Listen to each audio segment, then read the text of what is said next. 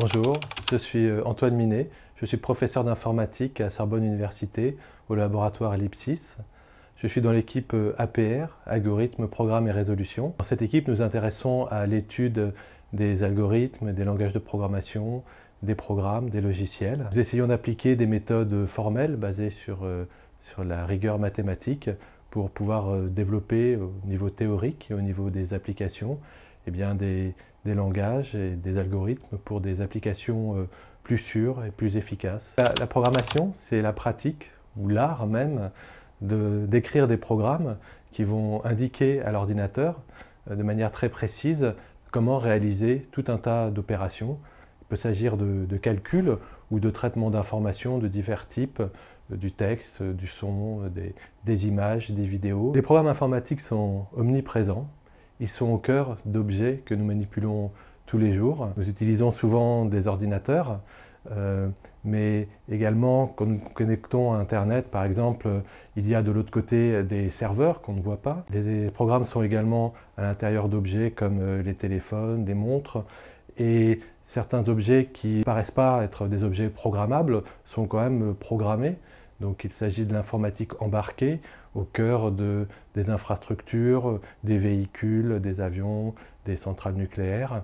Donc tout cela, c'est contrôlé par des programmes informatiques qui sont élaborés par des femmes et des hommes, des programmeurs.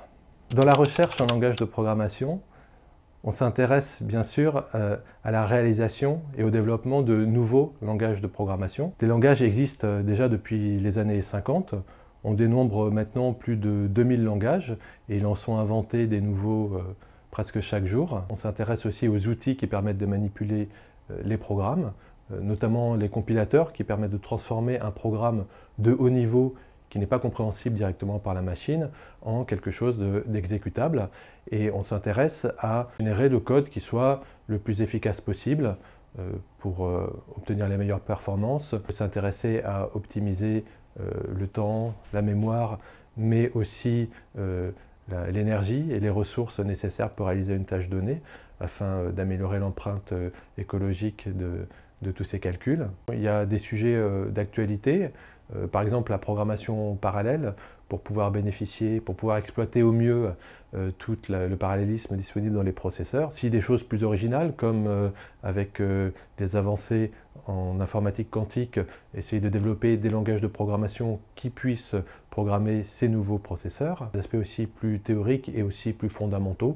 On peut s'intéresser à la sémantique des programmes et à savoir exactement ce qu'est un calcul, ce que réalise un langage de programmation au sens le plus pur, le plus mathématique du terme. La sémantique, c'est associer une signification mathématique rigoureuse à un programme. Ça permet de l'étudier sur le plan formel, de dériver des propriétés des programmes ou des langages, et aussi de vérifier des propriétés de sûreté, de sécurité, d'efficacité, de correction, avec une très très grande rigueur. Voilà.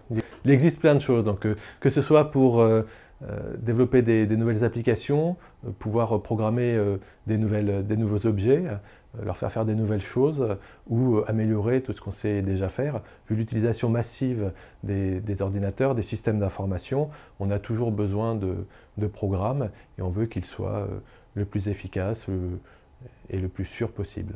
Dans ma recherche, je m'intéresse plus particulièrement à l'analyse des logiciels informatiques pour garantir leur sûreté, leur sécurité, en développant des méthodes et des outils d'analyse de programmes. Il s'agit des outils qui peuvent aider le programmeur à trouver des bugs, des erreurs de programmation, grâce à des techniques basées sur des méthodes formelles, donc des méthodes mathématiques. Ces outils vont explorer le code source du programme pour essayer de trouver des dangers potentiels ou des vulnérabilités. Ce sont des outils pour l'instant développés dans l'académie et qui, j'espère, auront un impact de plus en plus grand dans le monde de la programmation générale.